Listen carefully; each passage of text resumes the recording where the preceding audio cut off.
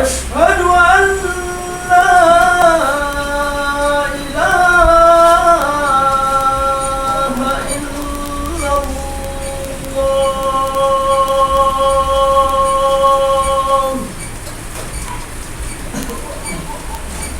أشهد أن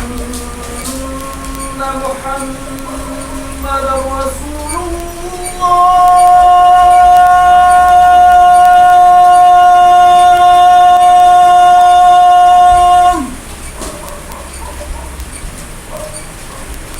أشهد أن محمدا رسول الله.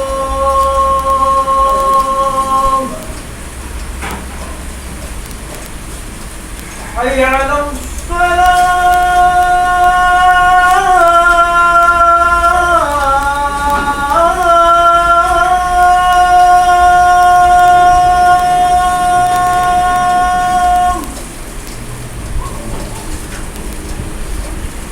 حي على الصلاة.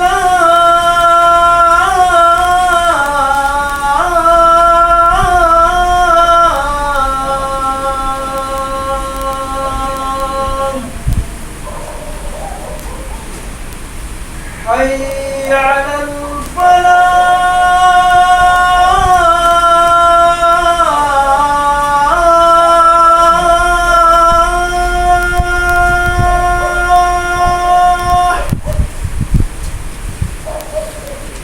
حي على الفلاح.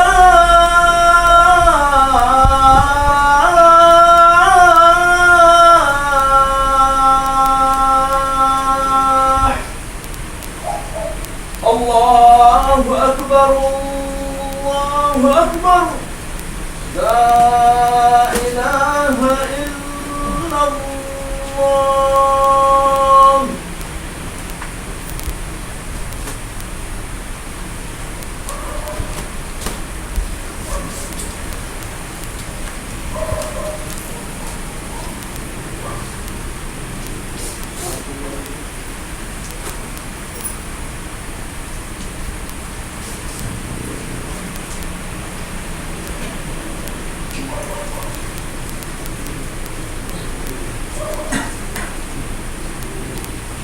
إن الحمد لله نحمده تعالى ونشكره واستعين به ونستغفره ونعوذ بالله من شرور أنفسنا ومن سيئات أعمالنا.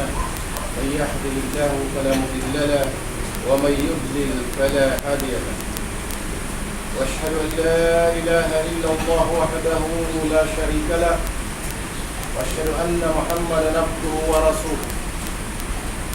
اللهم صل وسلم وبارك على هذا النبي الكريم سيدنا ونبينا وحبيبنا وقائدنا ومرشدنا وحجاتنا وشافعينا محمد صلى الله عليه وسلم وعلى آله الطيبين الطاهرين وصحبه أجمعين ومن تبعهم بإحسان إلى يوم الدين. وبعد فيا عباد الله، فإن خير الكلام كلام الله تعالى وخير الهدي هدي محمد صلى الله عليه وسلم وشر الأمور محدثاتها وكل محدثة بدعة وكل بدعة ضلالة وكل ضلالة في النار. أوصيكم ونفسي باتقوا الله حيث قال عز وجل: أعوذ بالله من الشيطان الرجيم: يا أيها الذين آمنوا اتقوا الله حق تقاته ولا تموتن إلا وأنتم مسلمون. وقال أيضا: يا أيها الذين آمنوا اتقوا الله وقولوا قولا سديدا يصلح لكم أعمالكم ويغفر لكم ذنوبكم ومن يطع الله ورسوله فقد فاز فوزا عظيما. يا أيها الناس اتقوا ربكم الذي خلقكم من نفس واحدة وخلق منها زوجها وبث منهما رجالا كثيرا ونساء واتقوا الله الذي تساءلون به والأرحام إن الله كان عليكم رقيبا. وقال رسول صلى الله عليه وسلم: la yu'minu ahadukum hatta yakunu hawahu taba'an lima yaqul.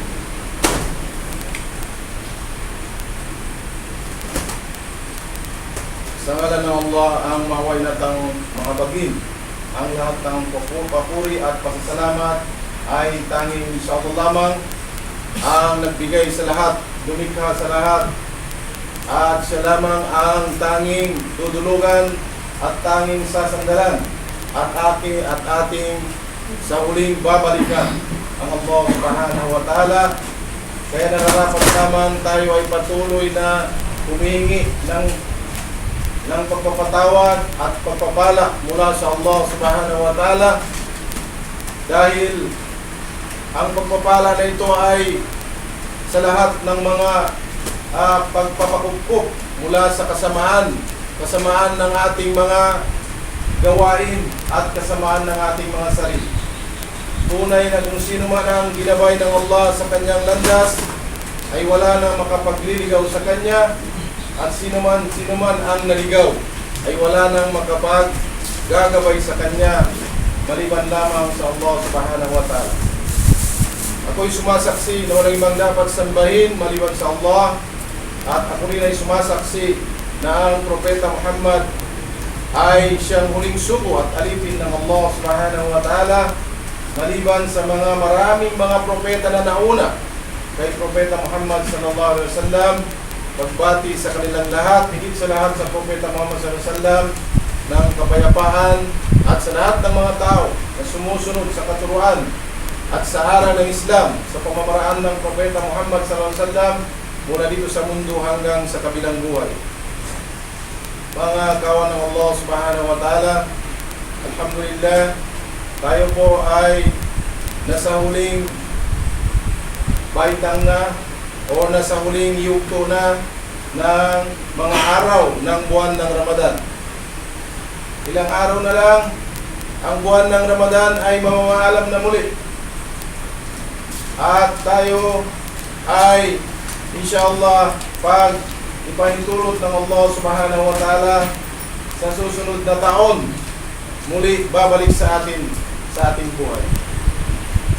Na kung saan sa huling araw na ito ay pinagsisikapan natin bawat mga Muslim na ayon sa aral at turo ng Propeta Muhammad sallallahu alaihi wasallam, na halos hindi tayo natutulog sa gabi dahil sa paggawa ng mga amal ibadah, sa layunin at sa pag-asa na ito'y ang gabi, isa sa mga gabi na yan sa huling gabi ng buwan ng Ramadan ay ang Laylatul Qadr.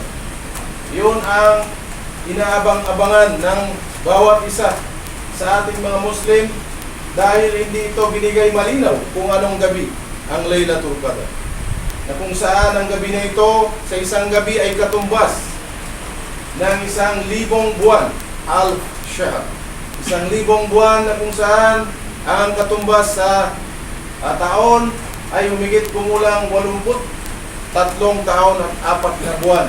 Humigit kumulang ang isang gabi na yan, pag nahit natin ang kabutihan, ang pagpapala na ibibigay sa atin ng Allah, ay ganon sa nabanggit na mga araw o mga taon o mga buwan. Sadyang napakalaki, sadyang napakataas ang karangalan ng umma ng Propeta Muhammad sallallahu alaihi wasallam, na pinagkaloob ng Allah ang isang gabi na ito na halos karamihan sa mga Muslim ay sinasayang nila ang gabi na ito. Hindi pinahalagahan. Mas mainam pa yung naghahanap buhay yung mga iba sa gabi, o kaya manood ng TV, o kaya manood ng mga laro sa mga mall, kung saan-saan na mga recreational mga lugar, imbis na or sa halip na i-google ang bawat sandali, ang bawat minuto, ang bawat oras sa loob ng gabi na ito, ay nag-google sa ibang mga layunin. Mga kapatid, sa aral ng Islam, ang pagkakaiba nito sa nakikita natin sa ibang mga perspektibo, sa ibang mga ideolohiya o sa ibang mga aral. Napakalinaw sa Islam na ang Islam ay hindi lamang sumasakop pag ang moralidad ang pinag-uusapan ay yung pagiging marespeto. Sa ibang mga pag-aaral, sa ibang mga konsepto, ang moralidad ay sapat na yung nagbigay ka ng magandang ugali. Marespeto sa magulang, sa kapwang tao, at hindi gumagawa ng kasamaan. Ngunit sa Islam ay higit pa rito, mga kapatid. Sa Islam, ang moralidad ay sinakop niya lahat. Ang spiritual na gawain, ang material, at ang panghinaharap doon sa kabilang buhay. Dahil ang moralidad sa Islam, unang-una ay ang pagrespeto, pagkilala ng tunay sa Allah subhanahu wa ta'ala. May mga ibang tao, marespeto, alam nila kung paano magalang, ngunit mali yung kanilang pagkilala sa Allah. Sa tanging nag-iisang lumikha sa kanila, hindi tumama. So masasabi ba natin kompleto yung moralidad sa kanilang pananaw? Ngunit sa Islam, unang-una ang pinakamahalaga, yung ating koneksyon, yung ating relationship sa Allah subhanahu wa ta'ala, yung ating relasyon ng lumikha at sa kanang nilikha. Sabi ng Allah, para magkaroon tayo ng magandang relasyon sa Kanya, sabi niya, isa sa mga maikling aya sa loob ng Quran na alam natin. A'udhu billahi minash shaitanir rajim. Sabi ng Allah, fazkuruni azkurkum wazkuruli wala takfurun. Napakaiksi, mga kapatid, ngunit napakalaman. Ito yung isang tali, isang lubid, isang kadena na mahigpit na hindi napuputol. Pag ito'y hinawakan ng isang alipin na mananampalataya, ibig sabihin, fazkuruni azkurkum. Alalahanin ninyo ako at alalahanin ko kayo. Ano kaya ang itsura, mga kapatid, pag nakalimutan natin ang Allah subhanahu wa ta'ala? Nangangahulugan ba ang Allah na kalimutan din tayo? Tayo marahil ganun ang mga nilikha. Tayo mga tao, mayroong katangian, makalimot, may katangian, ayaw magbigay, may katangian, sobra naman. So, gahul ang katangian ng tao. Ngunit ang Allah subhanahu wa ta'ala, kahit hindi natin siya alalahanin, palagian siyang nakaalaala sa atin. Ngunit para sa mas magandang ugnayan o relationship natin bilang nilikha at nang lumikha, sabi ng Allah, alalahanin niyo ako upang kayo ay alalahanin ko. Wazkuruni azkurkum wazkuruli wala takfurun.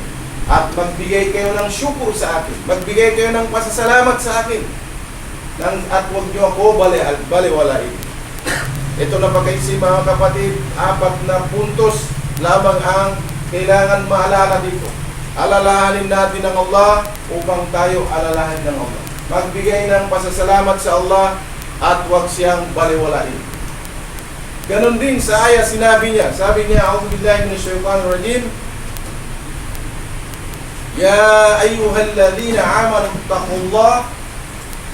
Ya ayyuhalladhina amanu taqullah wabtaghu ilayhi alwasila wajahidu fi sabilihi la'allakum tattaqun. La'allakum tuflihun. 4 na puntos din, mga kapatid, ang pinaalala ng Allah sa atin upang matibay ang ugnayan natin ng Allah subhanahu wa ta'ala at nang mabuo yung sinasabi nating moralidad sa Islam. Unang-una sinabi ng Allah, Ya ayyuhalladhina amanu, o kayo mga mananampalataya, ittaqullah. Ya ayyuhalladhina amanu ittaqullah. Magkaroon kayo ng takot sa Allah. Tunay na takot, ang takot na ang kompletong pagsuko, pagtalima, pagsunod at pagka masunurin sa Allah subhanahu wa ta'ala. Yun yung pagpapakita, paglalarawan ng takot sa Allah, pagpapalayo ng kasamaan, at pagsagawa ng mga inuutos ng Allah subhanahu wa ta'ala. So sabi niya, magkaroon ng takot sa Allah. Wabtagu ilayhil wasilat, at gumawa kayo ng mga gawaing mabubuti para sa paglapit sa akin. Wabtagu ilayhil wasilata. Wasila. Ano ba yung mga gawaing mabubuti? Subhanallah, ang dami mga kapatid. Ito sa buwan tayo ng Ramadan, ang pag-aayuno ay isang mataas na uri na gawain na ibigay sa atin ng Allah subhanahu wa ta'ala. Kahit hindi buwan ng Ramadan, ang mataas na uri na gawain ang pagsasala 5 beses sa isang araw. Ang pagbibigay ng zakat kung meron kang kakayahan magbigay. Ang pagsagawa ng Hajj. Yung mga obligadong gawain or filials or haligi ng Islam, ito yung nangungunang magandang gawain. Kaya inobliga ng Allah subhanahu wa ta'ala sa atin. So sabi ng Allah, wabtagu ilayhil wasila. Gumawa kayo ng mga gawain na mabubuti, amal ibadah, upang sa ganoon mapalapit kayo sa akin. Wajahidu fi sabilihi, at sa paggawa niyo ng mga mabuting gawain na ito, dapat meron kayong pagsisikap. Nagjihad kayo, nagpupunyagi, naghihirap, nagtatry your best. Hindi pwede relax lang. Hindi pwede yung hindi tayo mapuyat pag magsalat ng madaling araw. Hindi tayo pwede na hindi natin dapat tiisin ng puyat pag tayo gumising sa madaling araw upang magsala ng fajr. Kailangan pagjiharan natin mga kapatid yun. Yung nga sinabi ng mga marurunong at Allah alam kung salit ito, na ang pinaka mabigat na bagay sa isang Muslim ay yung bubuhatin niyang kanyang kumot sa madaling araw upang bumangon, gumawa ng fajr, salatul fajr. Napakabigat. Hindi kaya ng isang malakas na tao na bumubuhat ng 200 kilograms. Nabubuhat ng mga tao ang mga barbell na yon, 200 kilograms. Pero yung kumot niya sa isang Muslim, kumot niya, nabubuhatin niya upang bumangon, magsala ng fajr, ay hindi niya kaya buhatin. Yun ang sinasabi natin, wajihadu, magjijihad tayo laban sa panghikayat ng syaitan, laban sa pamimigil ng syaitan sa paggawa ng kabutihan upang tayo mapalapit sa Allah. At sabi ng Allah, pang-apat na punto, la'allakum tuflihun. Pag nagawa niyong tatlo na yon, dito kayo magtatagumpay. La'allakum, kayo magtatagumpay kayo tuflihun. So yun yung moralidad sa aspeto ng pananaw ng Islam. Unang-una, moralidad na hindi lamang tao sa tao, hindi lamang respeto sa tao, hindi lamang yung pagiging mabuti sa kapwa, sa mga ibang nilalang ng Allah. Higit sa lahat, ang tunay na moralidad ay ang pagrespeto sa Allah, pagkilala sa Allah, pagsunod sa Allah, at pagsunod kung ano yung sinabi niyang bawal, ilalayo. Pagsunod kung ano yung sinabi niyang gawin, ay gagawin. Sa pamamaraan ng kanyang propeta Muhammad sallallahu alaihi wasallam. Yun yung wala doon sa mga ibang ideolohiya, ibang mga pananaw. Meron man sila taplis, meron man sila hindi tumama. Dahil iba yung nirespeto nila, iba yung kinilala nila na lumikha sa kanila. Merong bato, merong santo, merong buwan, merong kung ano-ano. So yung bang masasabi natin tamang moralidad? Sa Islam, malinaw. Ang kailangan mo respetuhin, ang kailangan mo sambahin, ang kailangan mo sundin ang lumikha sa iyo. Ang lumikha sa lahat na ito. Kaya sino nagutos sa atin mag-ayuno? Magtiis ng huwag kumain, huwag kuminom sa araw ng pag-ayuno ng buwan ng Ramadan. Ang Allah subhanahu wa ta'ala. So kung hindi natin palakasin ang ugnayan natin at ng Allah, relationship between Creator and Creature, yung lumikha at saka yung nilikha, ay hindi natin magagawa magtiis na hindi kumain at hindi uminom at mga ibang bagay na pagtitiisan hanggang sa paglubog ng araw. Yun yung pananaw ng Islam na dapat mahubog ng isang tao bilang isang tunay na mananampalatayang Muslim. Unang ugnayan. Ang ugnayan natin sa Allah subhanahu wa ta'ala. Pangalawang ugnayan ang ugnayan natin sa sariling kapwa. Dito maraming mga ibang ideolohiya, mga ibang aral, mga ibang relihiyon o anumang tawag nila, yung ugnayan sa kapwa na nagagawa nila. Maraming mababait, mga pare, mga Hudyo, mga kung ano-anong mga tribo sa buong mundo na ito na hindi mga Muslim. Nagagawa nila yung pangalawa, ugnayan sa tao. Pero ang Islam ay hihigitan na naman niya ang ugnayan sa tao. Dahil ang Islam ay ang ugnayan natin ay nanggaling sa Allah subhanahu wa ta'ala. Ang ugnayan natin ng mga puso ng mga Muslim ay ang Allah mismo ang gumawa ng pagkakaisa, ng pagkakabanding-banding.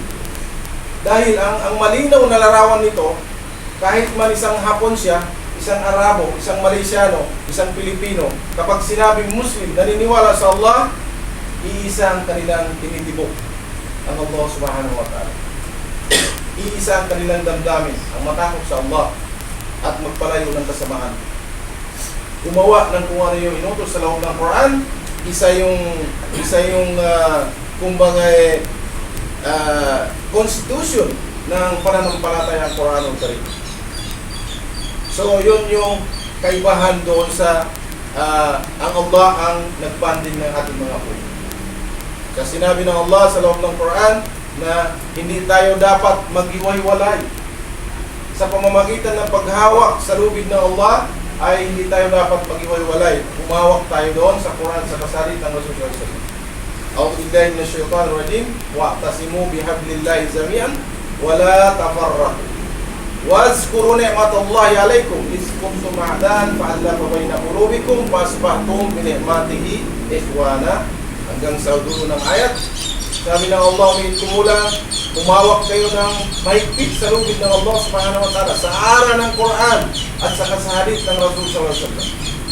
At huwag kayo maghiwa-hiwalay. Ganon katindi ang lumikha sa langit at lupa ang nag-utos na huwag maghiwa-hiwalay.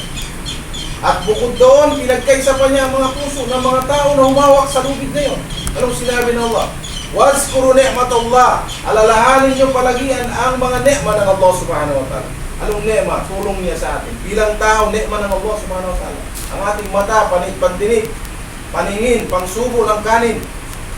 Lahat yan. Ni'ma ng Allah. Dinagdagan niya. Hangin, tubig. Lahat na yan. Ni'ma ng Allah. Pangangailangan natin upang manoris tayo. Upang lumakas tayo. Upang mabuhay yung mga selula sa ating katawan. Upang makapagsalita tayo, makarinig. Ni'ma ng Allah subhanahu wa ta'ala. Inalahaan na ba ng mga tao ito, mga kapatid? Nagsyukur ba ang mga tao dahil sa ni'ma ng Allah subhanahu wa ta'ala? Wazkuru ni'matallahi 'alaikum id kuntum a'daan fa'alafa baina qulubikum. Nasabi ng Allah, alalahanin niyo ang mga ni'ma ng Allah subhanahu wa ta'ala. Na noon, dahil sa ni'ma ng Allah, hindi niya noon tayo, nung hindi pa dumating ang ni'ma ng Allah sa atin, tayo ay nagkakahiwa-hiwalay, nagkakaaway-away sa bawat isa. Ang mga Hapon na hindi Muslim, hindi niya kilala ang mga hindi Muslim na Pilipino. Hindi, malayo ang kalooban. Ngunit, noong pinagkaisa ng Allah, naging Muslim ang Hapon, naging Muslim ang Pilipino, naging Muslim ang Malaysiano, Muslim ang Iraqi, Muslim ang Germany, ang Espanyol, nagkaisa sila mga kapatid. Nagmamahalan sila. Dahil ang Allah, is kuntum a'daan fa'alafa baina qulubikum wasbahtum bi ni'matihi ikhwana. Ginawa ng Allah ikhwan. Ginawa ng Allah magkakapatid yung mga tao na yun. Na pinagbuklod niya ang kanilang mga puso, pinag-isa. Na dati sila hindi magkakaisa. Sila ay watak-watak. Iba-iba mga lengguwahe, iba-ibang malayo ang mga kalooban. Ngunit dahil ito ay ni'ma ng Allah, dahil sa aral ng Islam, ang aral ay kumilala at sumamba sa Allah, ang kanilang mga puso, sila ay ginawang magkakapatid ng Allah subhanahu wa ta'ala. Tunay na magkakapatid. Hindi sino man, hindi ito fraternity. Hindi ito dahil lang sa pera, dahil lang sa kayamanan, dahil sa karangyaan, position sa politika, sa lipunan, hindi gano'n. Ang pagkakapatid sa Islam ay umuugat hanggang sa kamatayan, sa kabilang buhay, sa loob ng paraiso ng Allah subhanahu wa ta'ala. Ito yung tunay na moralidad na inaral ng Islam sa ating mga kapatid. Ito yung moralidad na wala sa ibang mga aral. Moralidad na kung saan na ang mga iba ay very, very shaky. Ngunit ang moralidad sa Islam ay ang ugat, humahawak at matibay. Dahil ito'y mula sa Allah subhanahu wa ta'ala. Yun yung konsepto ng moralidad, tao sa tao. Pangatlong moralidad na sa pananaw ng Islam, yung tao at sa mga ibang nilikha ng Allah. Bukod sa tao, marami tayong kapaligiran, nilikha ng Allah. Diyan lang sa labas, damo, kahoy, hangin, kung ano-ano. Hayop, insekto, lahat yan ay ating kapaligiran. So, ang Islam ay inaaral niya ang ugnayan ng tao doon sa kanyang kapaligiran. Ito nga yung sanhi kung bakit meron tayong mga naririnig, mga climate change, dumarating ang mga natural na kalamidad ayon sa mga dalubhasa. Ito ay dahilan sa mga pagbabago ng panahon na nasira ng mga walang pakundangan tao na walang pakialam sa kanilang environment, sa kanilang kapaligiran. Dahil wala silang aral, hindi katulad ng Islam, tayo inaaral ng Allah subhanahu wa ta'ala. Ang kapaligiran pala namin ito ay ebidensya ng kadakilaan ng Allah subhanahu wa ta'ala. Sa kanyang ayat sa loob ng Quran, Inna fi khalqis samawati wal ardi wa ikhtilafil layli wan nahar la ayatin li ulil albab. Sabi ng Allah, kumulang katotohanan ng pagkalikha ng mga kalangitan at ng mga lupain na ito, ang mundo at lahat na ito, at ang paglilipat-lipat ng araw at ng gabi ay malinaw na palatandaan ng Allah subhanahu wa ta'ala. Ibig sabihin, kaya nilikha ng Allah yan, pangangailangan natin yan, at yan ay mga palatandaan ng nagbibigay tunay ng Allah ay existing. Siya yung lumikha sa kanila. Kasama tayo. So bukod sa atin, ang ating kapaligiran, dapat meron tayong ugnayan. Dapat respetohin din natin bilang sinasabi natin moralidad. Huwag nating halimbawa, katulad ng mga aral ng iba, huwag tayo maging marumi sa ating kapaligiran. Sa ating, huwag na sa maramihan pa, huwag na sa barangay, sa bahay na lang mga kapatid natin. Naobserbahan ng marami, even may mga proyekto ang NCMF ngayon, ang UMA, na sa kanilang pag-aaral, karamihan sa mga Muslim community ay napakarumi. Ito ba'y inaaral sa Islam? Ito ba'y tinuturo ang marumi tayo? Hindi, mga kapatid. Walang kaayusan. Masahol pa halos sa mga hindi Muslim. Subhanallah. Dapat sundin natin yung aral sa Islam, yung kapaligiran natin, respetuhin natin, huwag nating dumihan, huwag nating tapunan ng basura, ang mga paligid, ang mga sapa, ang mga tubig, huwag umihi kung saan-saan na parang mga hayop. Ito yung moral na sinasabi sa Islam. Ito yung moral na kompleto na Islam tinuturo sa atin, ang tamang pamamaraan na ipinakita ng Propeta Muhammad sallallahu alaihi wasallam. Pag umihi tayo, mga kalalakihan doon sa loob ng palikuran. Huwag kung saan-saan na parang aso, titingala lang andun na. Kaya yun ang moral, mga kapatid. Kapaligiran. Yung mga ibang tao, yung mga walang pag-aaral sa tungkol sa gano'n, hanggang sa lumaki ang konsepto nito. Halimbawa, ang Amerika nagkiklaim ng superpower sa buong mundo. Lumikha siya ng mga faktorya dahil siya raw ay malakas na bansa. Wala siyang pakialam sa environment. Lumikha ng mga gases, yung mga green gases, yung mga nilalaman ng mga chemical, paggawa ng aircon, paggawa ng kung ano, refrigerator. Ang mga chemical na ito ay sadyang mapanira, mga kapatid. Pag mapunta yan sa himpapawid, sisirain ang environment. E yun nga ang nangyari sa mga advanced developed countries. Dahil sa maraming faktorya na mga ganon, Amerika, Hapon, China, kung saan-saan ng mga advanced country na yan, developed country, tinatawag, ay meron silang mga ganyan na katunayan or tuluyan sumira sa ating kapaligiran. Anong resulta? Ito na nga. Ito na, nag-iba na yung klema ng panahon. Sabi nila, may kasabihan pa, nagalit si nature, Mother Earth, ganito. Pero hindi natin alam, dahil sa kagagawan ng kamay ng tao, dahil yung moral na hinubog siya, hindi niya naintindihan, hindi na pag-aralan sa Islam, na dapat pala meron tayong ugnayan sa ating environment. na itong mga environment na ito ay palatandaan, ebidensya ng Allah subhanahu wa ta'ala. Huwag nating putulin ang mga forest sa mga kabundukan. Anong ginawa ng mga mayaman? Nilalaging, binibisnis, ginagawang pera. Anong nasanhi? Nag-landslide. Pag may ulan, maraming naging biktima. So kagagawan ng tao. Sa karagatan, hinahagisan ng bomba, ng peace dynamite. Nilalaso ng mga tubig. Pinatapunan ng mga dumi ng mga hayop ang mga patubig, ng mga rigo. Ito ba'y aral na kung saan tinuturo sa Islam? No. Katulad ng sinabi ko, huwag na tayo lumayo sa environment. Una-una ang tingnan natin ang ating sariling paligid, mga kapatid. Bahay natin. Bilang mga Muslim, dapat maayos, dapat malinis. Mula sa ating katawan hanggang sa ating nasasakupan, pamilya at nasasakupan sa kapaligiran, bahay. So yun yung konsepto na kung saan ang ugnayan natin ng ating kapaligiran, ng ating environment. Pangatlo, pang-apat at panghuli. Sa apat na ito, wala nang lalabas pa. Allahu a'lam bishawab. Sa moralidad ng Islam, dito lamang umiikot sa apat na ito ang dapat natin i-maintain. Kung gaano kalawak ito, kalawak, yun na yung sinasakop ng ating pamumuhay araw-araw. Pang-apat na moralidad na dapat natin paigtingin ng ugnayan ay ugnayan ng ating sarili at ng ating buhay na binigay ng Allah. Dalawa, mga kapatid, tayo kaha lamang, itong gumagalaw na ito. Kaha, kumbaga sa jeep, kaha, may makina. Anong nilagay ng makina? Binigyan tayo ng makina ng Allah.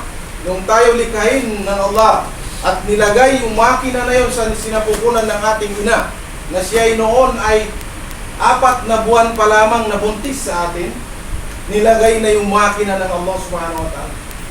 Nung tayo ay 120 days sa sinapupunan ng ating ina, nilagyan na ng buhay. Pinutusan ng Angel Gabriel, pinutusan ng Allah upang hipan yung buhay na yun sa sinapupunan ng babae sa kanyang tiyan. At doon tayo na may buhay na, 4 na buwan na, dahil nilagay na yung buhay. So, dapat nating maunawaan ngayon, may ugnayan tayo, itong kaha natin at itong nilagay ng Allah. Hindi ba pag tayo kukunin ng Allah, hindi naman yung katawan natin. Mabubulok ito. Ang kukunin ng Allah, ang kukunin ng malaika, yung kaluluwa natin, yung buhay natin na mula sa Allah subhanahu wa ta'ala. Naintindihan natin yung ugnayan? Hindi, dahil pinabayaan natin yung ugnayan natin at natin. Napakapayat. Paano patabain? Sa pamamagitan ng pagsunod sa Allah subhanahu wa ta'ala. Sa pamamagitan ng sala, basa ng Quran, paggawa ng mga kabutihan, pagtulong sa kapwa, pagkuha, lahat ng kabutihan, amal ibadah, ay pagpapalakas, vitamina doon sa buhay na binigay sa atin ng Allah subhanahu wa ta'ala. At ang mga buhay na ito ay klase-klase, mga kapatid. Merong buhay na payat, may buhay na gumagalaw, may buhay na medyo kontento na, at may buhay na higit na kinalugdan ng Allah subhanahu wa ta'ala. Unang-una, yung tinatawag ng amara. Yung kaluluwa nito ay prone to evil. Yung kaluluwa nandito sa atin ay madali siyang hikayatin ng syaitan. Sabi ng Allah subhanahu wa ta'ala, inna nafsa la amaratun bisu. Ito na yung soul or evil reproaching soul. Ito yung madaling hikayatin ng syaitan. Kaya may mga tao, konting wala na, bumibigay, andun na, kasama na. Headlong doon sa mga kasamaan. Dahil yung uri ng kaluluwa nandun sa kanya, yun yung amara. Pangalawang uri ng kaluluwa ay yung lawama. Ang lawama ay sinabi ng Allah sa loob ng Quran, wala uqsimu binafsil lawama, hanggang sa dulo ng aya. Ibig sabihin nito, ang at sinumpa, nanumpa ang Allah subhanahu wa ta'ala. Sabi niya, I swear by the self-reproaching soul. Ibig sabihin, meron talaga yung self-reproaching na ito.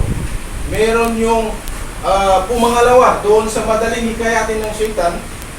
Itong pumangalawa na ito, yung lawama na tinatawag, ay kahit na hindi siya kaagad sumama sa syaitan, nagdadalawang isip, pero sumasama rin siya. Ang kaluluwa natin lawang. Pangatlo, yung tinatawag nilang murhima. Ang kaluluwang murhima, ito yung inspired soul. Ito yung inspired, na-inspired ng Allah subhanahu wa ta'ala. Binibigyan ng guidance, tinutuwid, ginagabayan ng Allah subhanahu wa ta'ala.